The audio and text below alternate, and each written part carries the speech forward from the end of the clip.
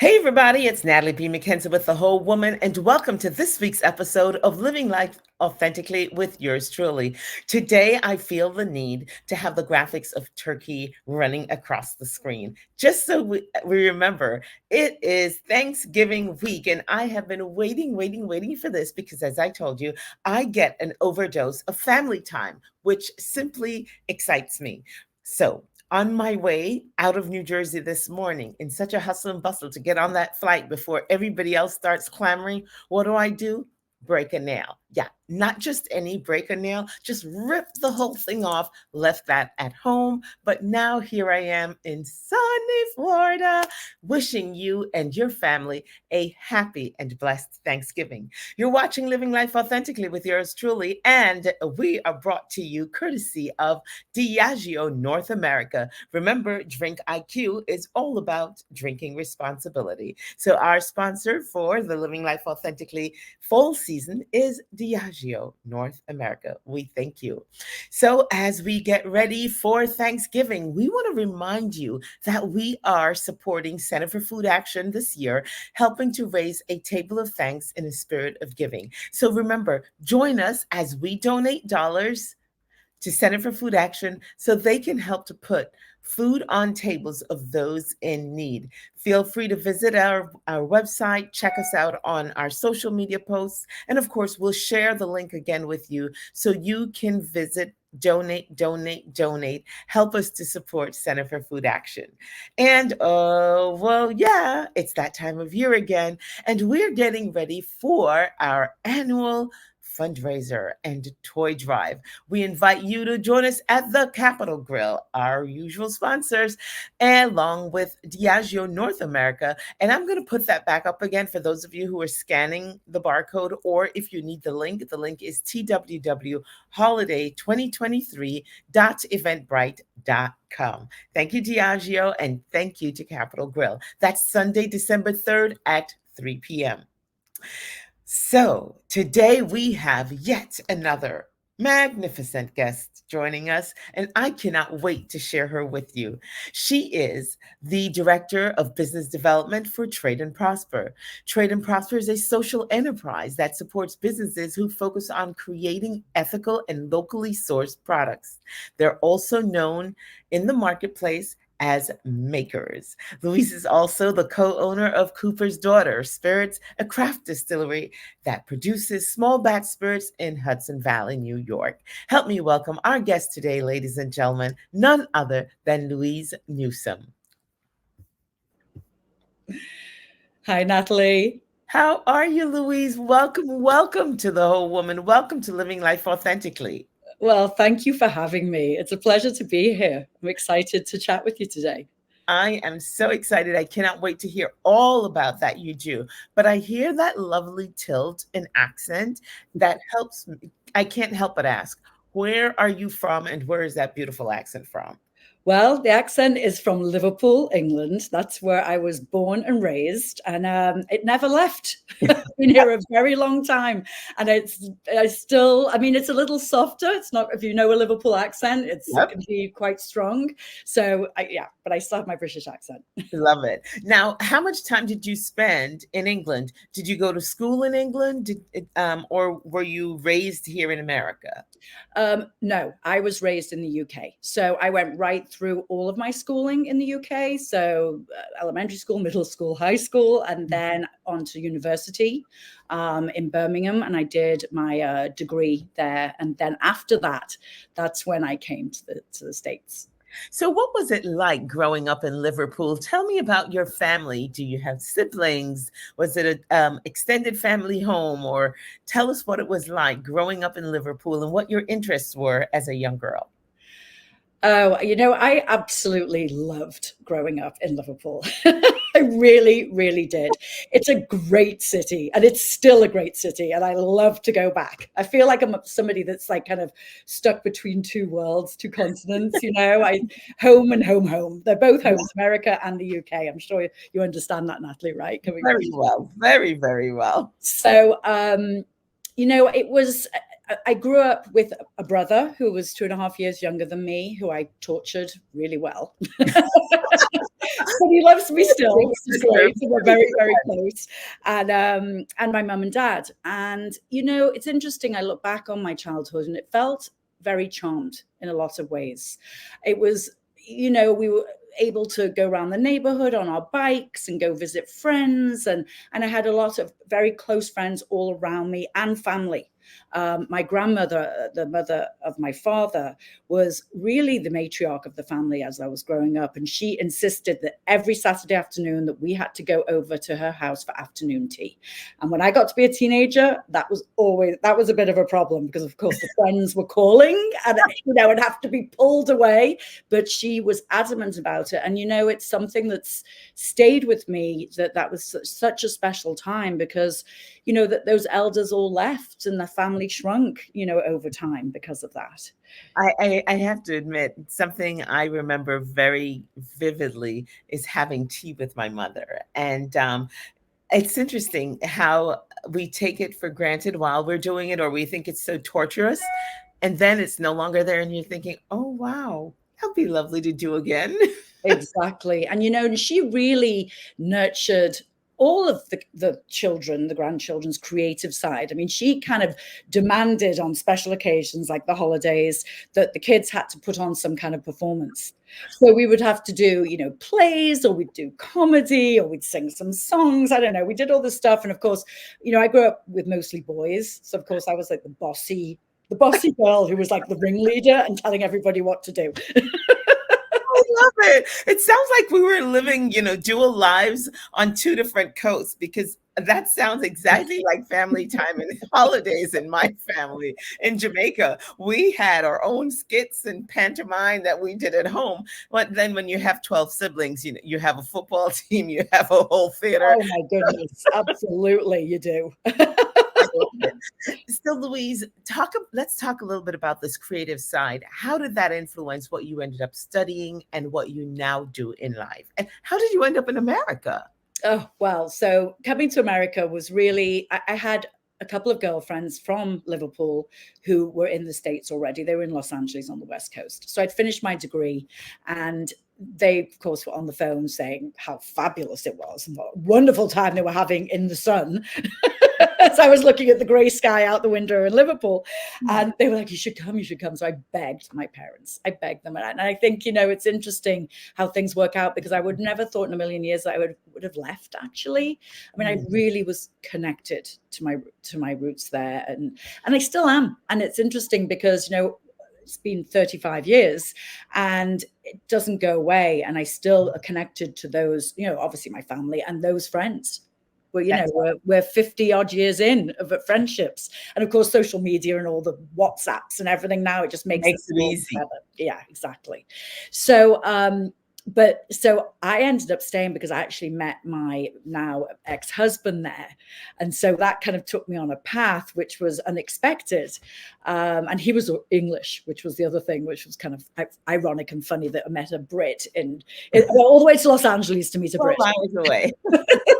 So, but my girlfriends went back. And so, of course, my mother really didn't ever forgive them because I was the one that stayed. But I go back a lot, and I have, you know, my kids really spent a lot of time in the UK, and, you know, it's very important for me to go there and feel connected. Wonderful. So tell me about your university studies and how that influenced the work you did while living here in America and what you do today. Right. So you know, it's funny because, you know, my mother had big hopes for me for becoming a pharmacist, which kind of makes me laugh because of just what I don't know. She thought it was a really great job for a woman. She was like, yes, and you can have children and you can leave and then you can go back and be a locum and step in and out, which kind of actually she wasn't wrong, but that was not my forte and not my trajectory. I was seeing myself as a creative person, as somebody who wants to paint and draw and get my hands dirty. And, you know, so I ended up going to art school. And now in the UK, I could go to art school when I was 16 and sort of continue my education through there. So I went to art school from the age of 16 until the age of 21. So I studied every form of the arts, you know, fine art, sculpture, printmaking, textiles, fashion, graphics. And during those first 2 years, you decide what's your focus? So my focus became textiles. And it was fashion and textiles. That's how it was grouped together. But actually, fashion wasn't really the area that I focused on in the textiles. It was more interiors that I was interested in. Now that's exciting. So tell me about the work that you did and how that training parlayed into a career that you did here in the US. You know, it's interesting. I think about my career path and I've done a lot of things, but there is a connection all along the way of where my focus has been, and it's moved away from my hands being in the paint pot and more about using my brain, and then and also sort of becoming someone that wants to represent other creatives, people who are in the creative field. So, so there was this journey when I came to the States of working with a textile company when I was living in Los Angeles, doing wall murals at that time. I mean, I was 21, 22, young woman. But when I came to New York in 1993, I continued to work with the textile company, and I ended up going up to their printing plant to oversee their runs that they were doing, which meant that I specifically had to make sure that all of the quality of printing and the colors that were happening were exactly where they needed to be. Because, of course, when I said okay, they were printing 10,000 yards, 50,000 yards. You didn't want to make a mistake, right? So it was all on me to make sure that that was approved and it was right. So, but that led me also into another space in New York, because what started to happen is my then husband was a restoration contractor, very, very talented guy. And so we got into restoring homes. And so I would take my design skills and sort of put them into sort of creating these spaces with him. So he was the kind of three-dimensional guy, and I was like the textures and the colors person, right? And putting in the materials. And that kind of grew into me doing that for other people. I mean, it really became, and especially color became very specific for me, and very much I got to be known for somebody who was a color consultant, and I could go in and do whole spaces and do exteriors of buildings, and it could be for contractors or homeowners, it was commercial projects or residential projects, because color is very hard to deal with. I mean, a lot of people struggle with those millions of colors that are out there, and they're like, I have no idea what to do. At some point, it all starts to look the same. But Louise, I want to go back, because you mentioned something just kind of offhanded, as if it's no big deal. You did murals, and you did something quite significant on the West Coast. Please go back and tell our viewers about that. Oh, yes, that was a wonderful time. So I was involved in a project which people who are listening might very well have seen. It was in Caesar's Palace. Caesar's Palace has a gorgeous shopping mall. So I was involved in that project in 1990. I think that's when, no, 1990 was when I was doing it, I remember. So we were a crew of 10, and everything that was above touching level was faux marble. So everything in that mall, and people might not realize that when they walk around it, because all the real marble is at your eye level, and everything kind of above it is faux. And so we were actually off-site doing a lot of stuff in Los Angeles. It was getting shipped out. Then I worked on-site for a bunch of weeks doing project storefronts out there. And I was just there recently. I mean, literally in August. And I was like so surprised at how fabulous it still looks. Wow. It's amazing. So the next time we all go out to Vegas, we should go take a walk through Caesar's Palace and check out the mural, because one of the contributing artists is sitting right here with us today. That's exciting, Louise. Yeah. So here we are, 30-some years later. You're on the East Coast, and you're part of Trade and Prosper. Yeah. What is Trade and Prosper? Tell us about that. So Trade and Prosper is a social enterprise / association supporting artisanal producers. So what is an artisanal producer? and also known as a maker or a crafter, is somebody that is producing products that are handmade or grown. It could be an organic farm making growing very specific things like mushrooms, or it could be somebody that's creating gorgeous jewelry or ceramics or clothing. So it covers a broad spectrum of people that are in that space. Now, the specific thing about Trade and Prosper at this point in time is that it's very much here in New York. So these businesses are local and are local within the state, not just in New York City or just or around outside of the city, all the way through the state. And Trade and Prosper is supporting those businesses in a couple of ways. One of them is through enabling them to find events and be part of events that enables them to sell their products.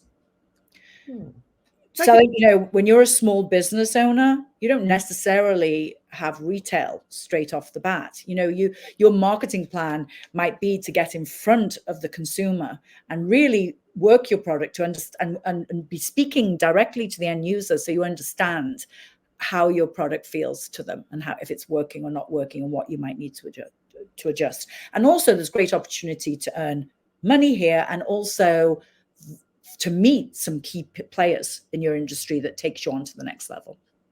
So the other pillar that Trade and Prosper does is connects those businesses to organizations, corporations. So corporate gifting. Trade and Prosper has a catalog of beautiful products that these producers are making across the state, if it be olive oils and, chocolate and wonderful things that can be used for events or for gifting. And, it's a wonderful initiative to be able to go out to organizations and say, hey, look at these businesses. They're right here in your backyard. They're making products that are locally and ethically made. And you're supporting that by being part of this initiative and having these businesses be part of your gifting strategy or your event strategy. And the third pillar is the sort of the B2B part, the one that's really supporting the makers through education. I partnered with an organization called Move that's actually in Liverpool. It's one of my very, very dearest friends, best friends in the UK, who is a entrepreneurial coach. And during COVID, her and a partner created this entrepreneurial program. And it's there in the UK.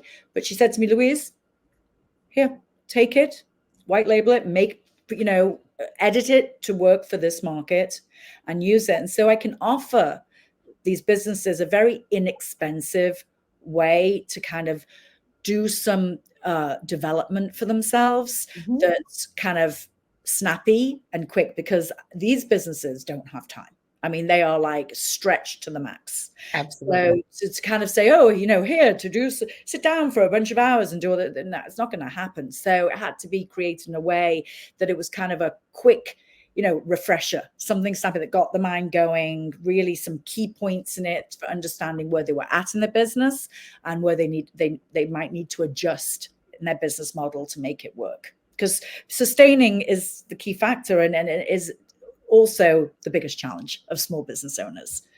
So, Louise, this is perfect, because one of the things that we do here at The Whole Woman is really create a space for small businesses, especially women-owned businesses, to cooperate, to work together. A perfect example is we have created the Lady Mist collection, and the Lady Mist collection is a candle, hand sanitizer, and a body cream. These are all handmade and made here in the USA. The candle is made by Tiffany Rose over at School Sense. The hand sanitizer is made by Shawanda Vickers over at Shoe Cosmetics. And the body cream is made by Cedar Lewis at Mamacita Buttercream. The fragrance was created by myself and the candle maker. And so we worked with 3 different organizations, three different women who normally wouldn't be working together, and created this collection, and it's available for sale. And it sounds to me that you are doing something similar on a much larger scale and giving them some marketing support in the back end. That's right. Yes. And looking really, proof of concept obviously is what you want to see. So starting here, right in our neighborhood, in our backyard is the appropriate place to be. But there is opportunity with this model for it to expand into many markets across the country and even overseas, because this is a huge population. I mean, I have some statistics here. There's like 38 million Americans who identify themselves as crafters or makers. That's a lot of people now. 60% of those are women. Million? Yes.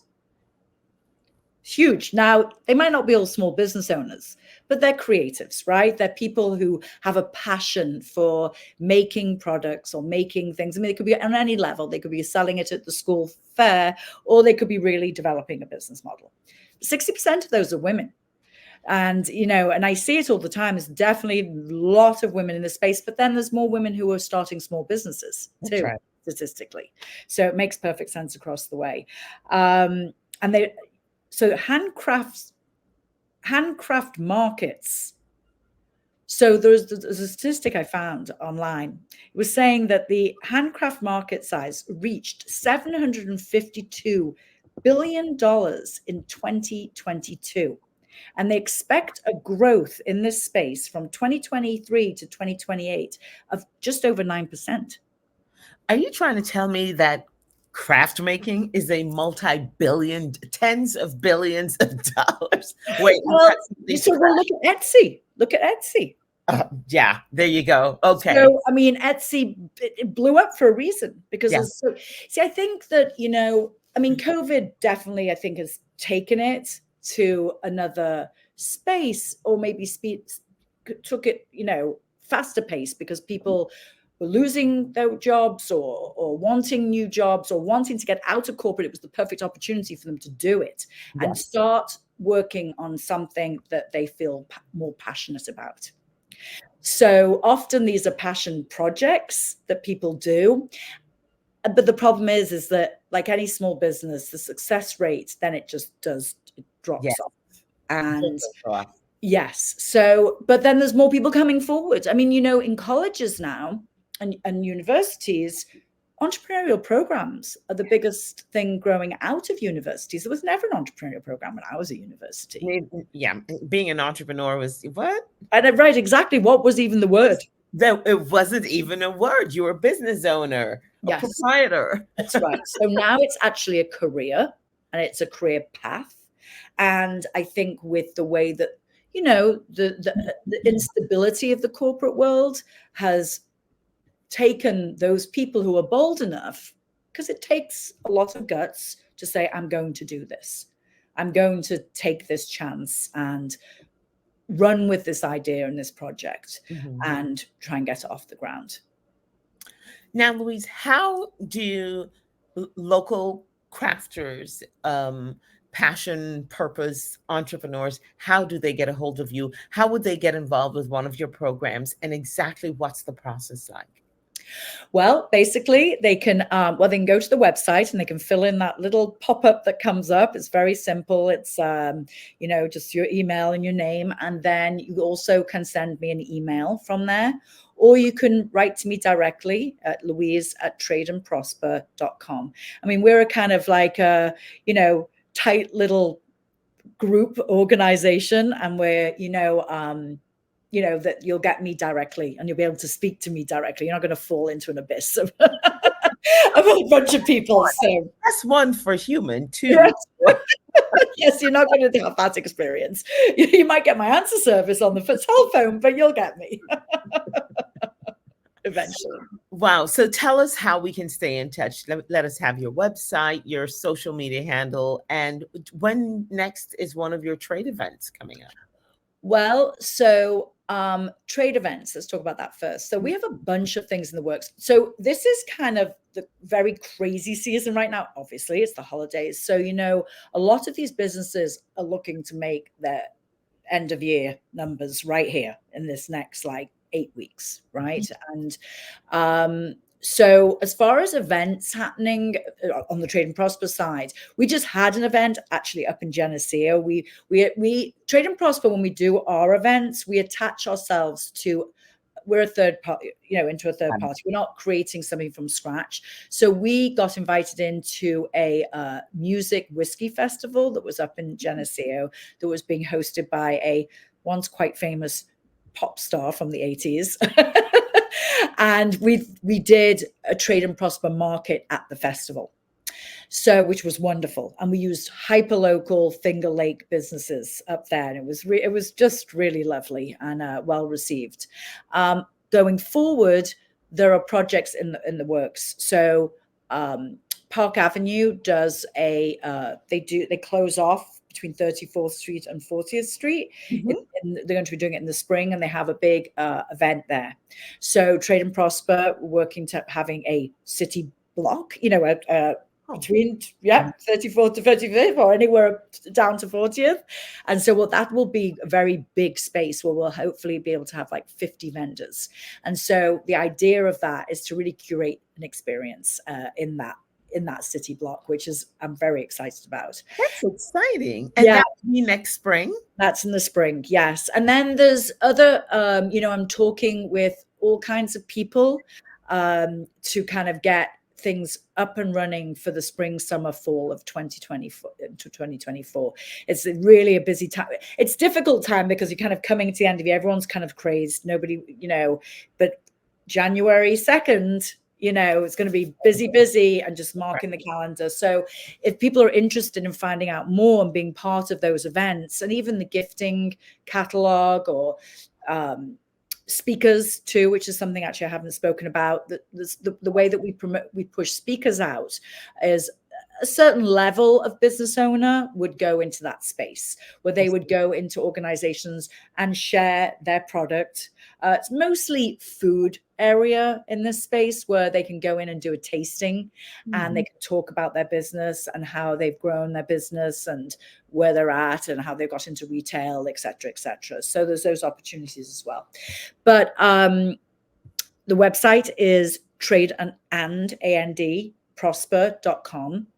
Our Instagram is at Trade Prosper, no and in it, just Trade Prosper. And the Facebook is at Trade and Prosper. So the and is there. The Instagram's the only place the and got removed. I don't know if somebody else had it. We couldn't get it. This is exciting. I am really excited about this. I hope we have viewers who are paying attention, because I know there's so many entrepreneurs out there that are making something or creating something that this, I think, would be a great platform for them to participate in. Real quickly before we go, I could not let you come on the show and not get the scoop on Cooper's Daughter Spirits. What is that? Tell us, please. So that was another journey. I don't know how long I've got, Natalie, but I just wanted to say, that I was thinking about this earlier today about my professional journey. There's always, people use the expression, fake it till you make it. Mm-hmm. And I did use it. And actually, I've removed it from my... just working it out. Well, because here's the thing I feel is that, in 30 odd years of being in business and sort of, like I said, starting as a creative and sort of building up a business mind and going into business, but staying in the creative space, you start to realize that, you build confidence, hopefully, and you think of yourself, okay, I don't know that space, but I can learn that space. That's right. And also the biggest thing for everybody in business is utilizing others around you, that you are not the expert at everything. So, you're the expert at something, and that you can build something around you with the people that you put with you to build it out. It's the most important thing. So Cooper's Daughter was a family business, or is a family business, I should say, that started about 7 years ago up just outside of Hudson, New York, in a town called Claverack. And it was really the brainchild of my daughter, who was living upstate and had noticed that the laws had changed around craft distilling, so that you could actually buy a license to make alcohol very easily.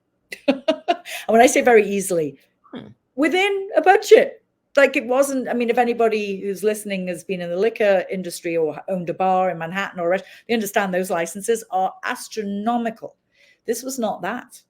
But you did have to have a property that was classed as a farm to get the specific license to be able to produce the product. So there were other, criterias around it. So my husband left his construction business, his restoration construction business, and went up there to pretty much restore the property to turn it into what it is today. And we've been producing for 6 years. 6 years. I found our distributor just before COVID, which was amazing. It's really what led me to Trade and Prosper. Trade and Prosper was happening, but it was very early stages at that point, and it was going in another direction. And being in the space of the makers with my own business was where I saw the gaps. I was the person standing at those events 3 days a week for many, many years, and meeting people and talking to people and meeting other business owners and realizing and having the aha moment about where Trade and Prosper needed to go through the distillery. Wow. I think that's quite exciting, and something that we may not really appreciate until we get a chance to see it. Where exactly is this distillery located? Oh, it's located like just outside of Hudson, New York, Okay. in Claverack. And it's a very pretty spot. You can go and have cocktails on the property, and there's always some nice food trucks there. And you can also find our products in liquor stores. If you go to the website, coopersdaughter.com, you'll see the list of retail outlets that carry the products. And and it's a gorgeous product. I did think about pouring myself a cocktail for the show tonight, but then I thought, oh no, this is the place. Listen, we did quarantine all throughout the pandemic, and we toast and cheers. As a matter of fact, as I was sipping on water from being just so dry from flying today, I thought to myself, I wonder if the viewers think I'm drinking today. That's funny. I should have sent you some, and then we could have done a cheers together. There you go. We'll talk about that, because it sounds to me like there are so many opportunities for us to collaborate, work together, share information, and share you with others so that they can have opportunities. And I think this is an image of what some of your food tasters fair looks like. Yeah, this is a wonderful chef called Dan Sabia. He was based in Westchester, and he's moved up to the Hudson Valley and Hudson itself. And his whole thing is cooking over open fire, like literally it's not a barbecue, it's like big fire. And he has storytells. Everything that he makes is bought from local farmers, local growers. Everything's super fresh. I mean, and he storytells through his cooking process when you're there eating it's amazing. That's awesome. Ladies and gentlemen, you're watching Living Life Authentically with Natalie B. McKenzie. Our guest today is Louise Newsome. She is the business director, or rather director of business for business development for Trade and Prosper. But more importantly, she is also the co-founder of Cooper's Daughter Spirits. And so she's got some food, she has the spirits, she has great stories to tell. Sounds to me like a perfect mix for Thanksgiving. We want to wish you all a happy Thanksgiving. Enjoy your family. Take a moment to enjoy your friends. And remember, sometimes the family you choose is oftentimes more pleasing than the family you were born into. So whatever it is you have and whomever you're celebrating with, we want to wish you love, joy, and a table of thanks and a spirit of giving. Now remember, in 2 weeks from today, when we come back after Thanksgiving, we are full speed ahead for the Whole Woman's annual fundraiser and toy drive at the Capitol Grill. Remember, we're raising money because we're supporting Never Alone Again, the Domestic Violence Resource Center, and we're getting toys so we can gift wrap them and deliver them to the children of incarcerated parents. This is our 10th year doing this. We want it to be more special than ever before. Louise, please come down and join us. Tell your friends, and we'd love to have everybody come out and join us. Make this once again another sold out event, but more importantly, help us to help those in need. I'm Natalie B. McKenzie, and I am your host. I wish you again a blessed Thanksgiving. I hope you have enough life to live, enough joy to give, enough love to share. I wish you enough. Good night.